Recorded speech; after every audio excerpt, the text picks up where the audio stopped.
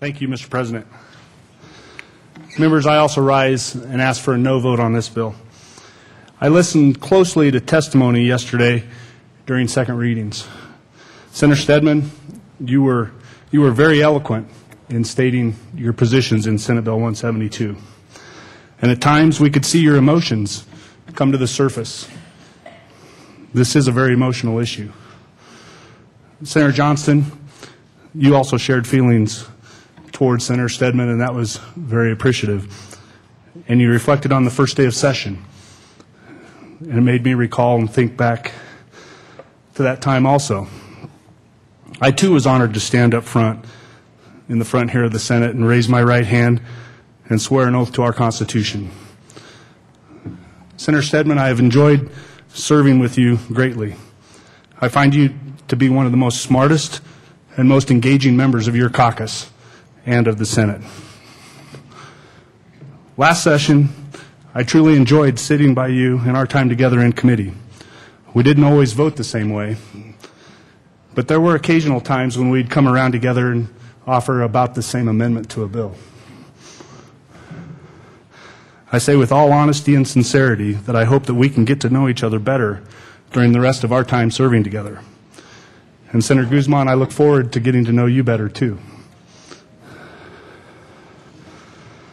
Today, I'm sure the cameras, pens, keyboards, tweets, emails, the bloggers, everybody on the outside, some on the inside, are listening to every word of this debate, and some are poised to spin, to twist, to find a way to be offended, and to basically attack from their side of the debate.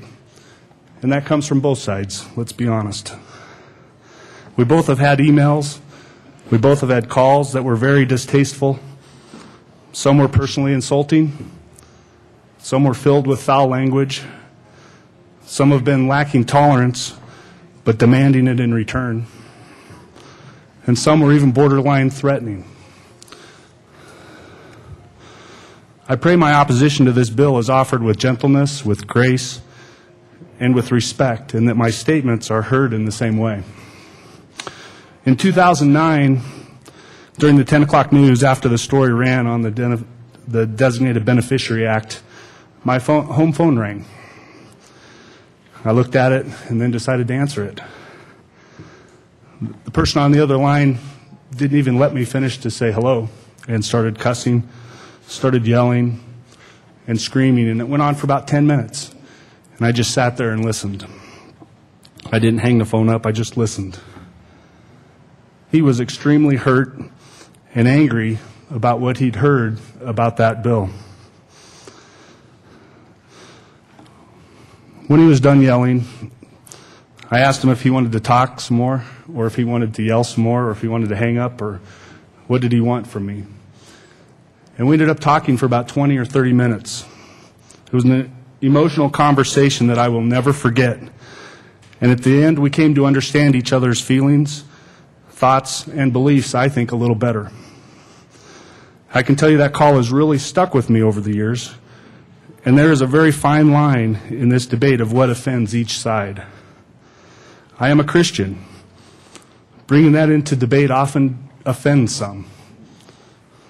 Most of the time, it offends some. Yet it is the foundation for my worldview. Many times, Christians say something regarding civil unions or gay marriage, and what is said is not what is heard. I think that's very important to hear from a Christian perspective. What a Christian says a lot of times is not what is heard. What we think we're saying is obviously perceived a very different way. During that phone call, it was very clear that his defenses were up, and what I had hoped to share during the debate was not what was heard. Many times we tragically fail in speaking truths with gentleness, with grace, and with respect. I'm opposed to the civil union bill for many reasons. I'm a follower of Jesus, and I believe following Jesus is the way through which we can run the race and finish strong. Marriage is the fundamental institution that holds our society together and my Christian beliefs. The question is, will civil unions hurt or help marriage as a social institution? The family structure matters for children, and the family structure that helps children the most is a family headed by two biological parents in a low-conflict marriage.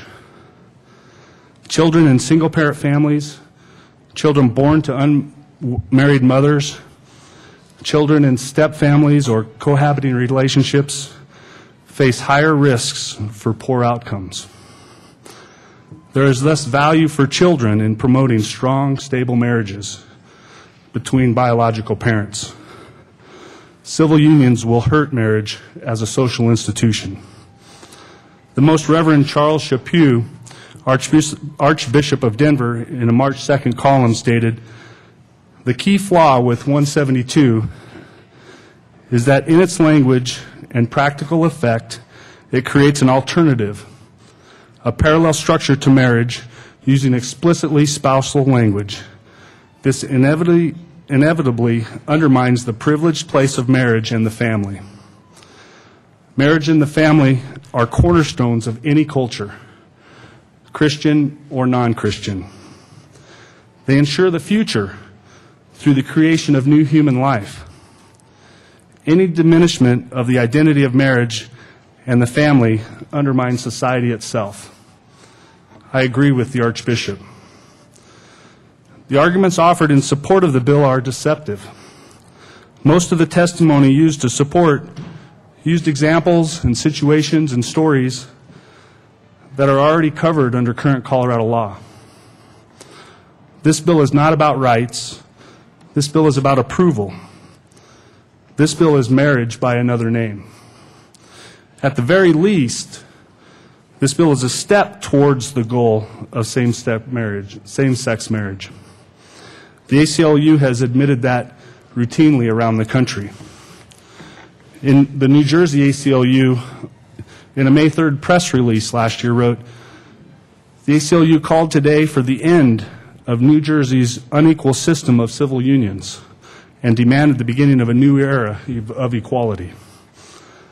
And the ACLU in Hawaii, in testimony before the Hawaii Senate on civil unions bill there, said, "The ACLU strongly supports the current Hawaii bill.